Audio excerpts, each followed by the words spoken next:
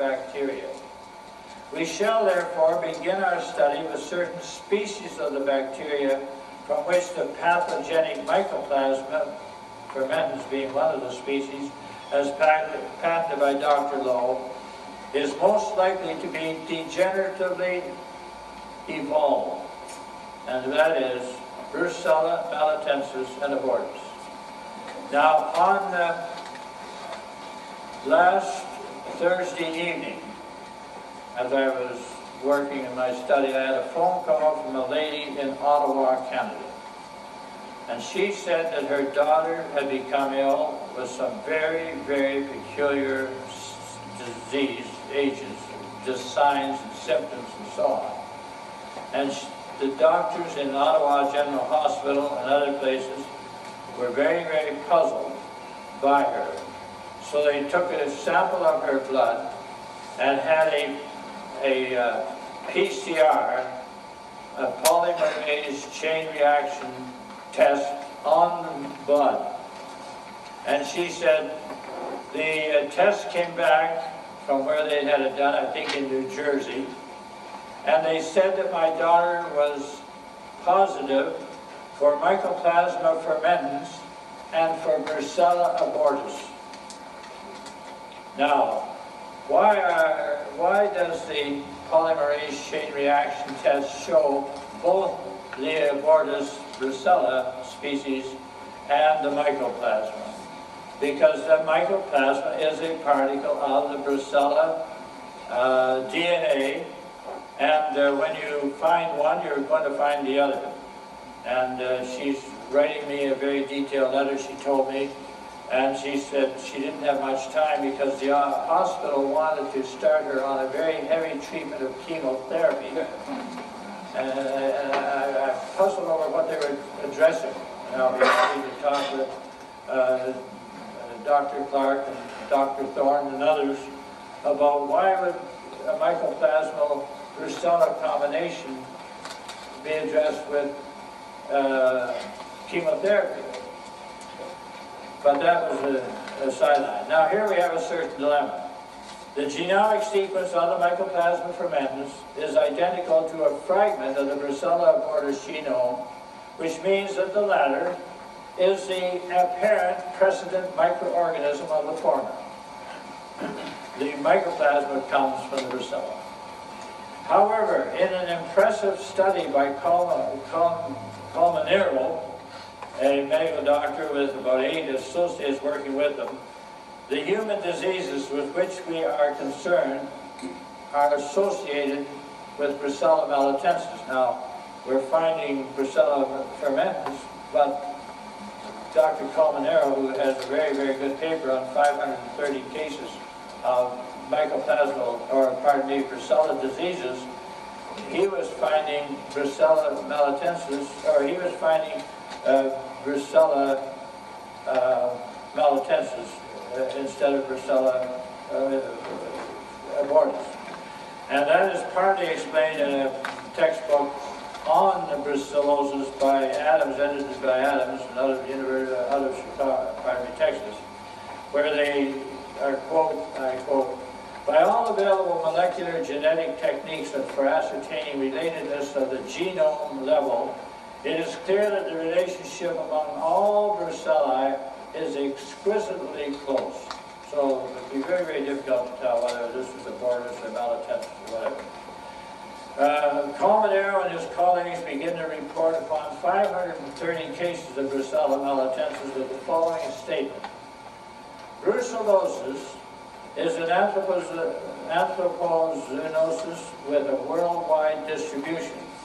Its high degree of morbidity, both in animals and humans, is an important cause of economic losses and represents a serious public health problems in many developing countries. That's brucellosis. Now I'm interrupting to present a brief interlude. Just actually a one-page interlude, no, two-page interlude. Now the interlude is called An Interlude in Memory of George Orwell and his classic novel, 1984. Sounds kind of strange, doesn't it? So let me explain. Here is an appropriate point to demonstrate the puzzling disappearance of brucellosis from the American medical lexicon. Most medical doctors in the United States and most in Canada don't know what you're talking about when you talk to them about brucellosis. And that's why I brought this heavy tome with me. Brought it with me last year and didn't have a chance to really develop the theme. But there's a book by John Hopkins School of Medicine. And it's called John Hopkins Family Health Book. And quite modestly, they claim that it is America's #1 health authority. So if you're sick, get this book. Obviously. It's got 675 pages, each 11 inches by 8 1/2 inches, with the book 2 3/4 inches thick. I measured it with a ruler. It certainly looks like a valuable medical resource. And it even boasts, as I say, that it is America's #1 medical authority. There's medical authorities in the United States, and they'll tell you all about medicine and diseases if you want to know about them. Now, under Editor-in-Chief Michael J. Klage, K-L-A-G, M.D., M.P.H., there are 3 associate editors, whom I won't name, and 99-person medical advisory board.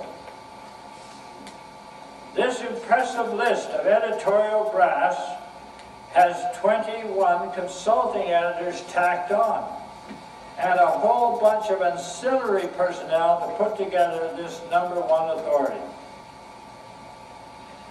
Now, with this doorstop of a book at hand, what medically could possibly go wrong? Now, it reminds me of a story. A plane took off from New York, LaGuardia Airport, heading out over the Atlantic. We've got 2 pilots here with several years' experience, by the way, so I hope they'll enjoy the story. And as it got out over the ocean, the speaker came on and said, "This is the first transatlantic flight ever flown by a totally automated airplane. There is no pilot and there is no co-pilot. Everything is run by computers and programming. And there is absolutely nothing can go wrong, can go wrong, can go wrong." Well, when you have this book, medically, what can go wrong? Well, here's one thing that could become wrong. One could become ill with one of the protein range of brucella-based diseases. And if Michael Klage and his John Hopkins cohorts have their way, you will never know it. Let me illustrate what I mean. Suppose you have just returned from a wonderful holiday to the island of Malta. That's where the Apostle Paul had been shipwrecked, as some of you may remember. A few weeks later, after your return, you experience flu-like symptoms with undulating fever. During the day, the fever seems to go down. During the night, it seems to go up. Headaches and aching bones and muscles. The fever is progressive, and over the next few weeks, you are losing weight. What do you have? Well, you've got Klage's #1 authority. So you're going to find out.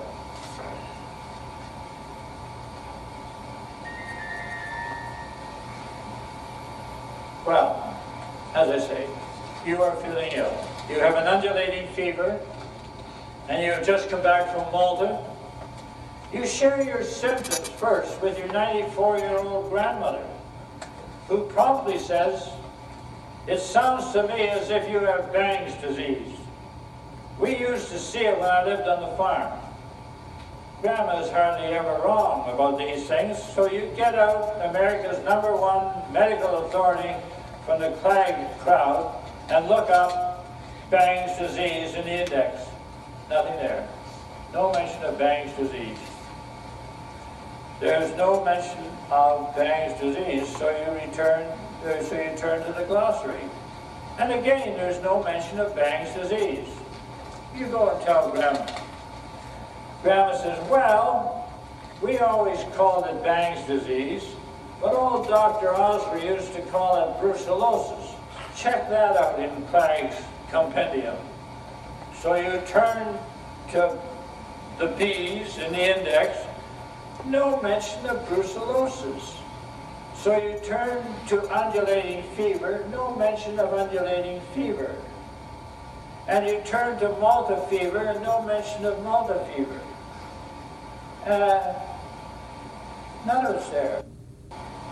No luck. There's no brucellosis item in the index or in the glossary. So you check under fever, and FUO, fever of unknown origin. Nothing there either. Clang and his 123 colleagues between them have missed brucellosis entirely, and that's too bad. Because if undiagnosed and untreated, said the U.S. Public Health Service back in 1977, and I have a document from them at that time, the disease can be read as follows. And it says that if brucellosis is left untreated, it can present, well, here I'll read to you, chronic forms of brucellosis in the form of splenic abscesses, bone and joint diseases with abscess formation, renal disease, and bladder disease are all late complications usually occurring 10 to 20 years following the episode of brucellosis. And so, using America's #1 authority, you never know you had brucellosis. And if it went untreated, later on down the line, you could be faced with some of these more tragic and serious diseases. Pretty serious stuff. Yet there is nothing about any aspect of brucellosis in America's #1 medical authority by Clang and his colleagues. Just why is that? Well, there are a few hints right off the bat. Right off the bat, if you look at the cover here, it says, John Hopkins Hospital ranked #1 in America by a U.S. News and World Report survey by the past 12 years old. Now that's the one I want. Oh, here it is here. John Hopkins garners more National Institute of Health grant money than any other university in America. Now, doesn't NIH know that there's such a thing as brucellosis? If it does, they're not paying attention to what their grant money is going for. Does it now? Do you recall the adage, he who pays the piper calls the tune? Well, the National Institutes of Health pay John Hopkins, and so there, for reasons that we will develop further on, no mention of brucellosis. The term brucellosis has gone down the Orwellian memory hole. And if certain elements of the U.S. power structure have their way, it will disappear from man's consciousness forever.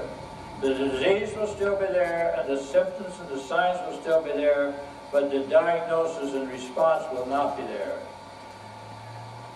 The American power structure and its make-believe medical authorities, including #1 authority, have a need to preserve and protect the mantra chanters, the doctors, who chorus, there's no known cause and there's no known cure.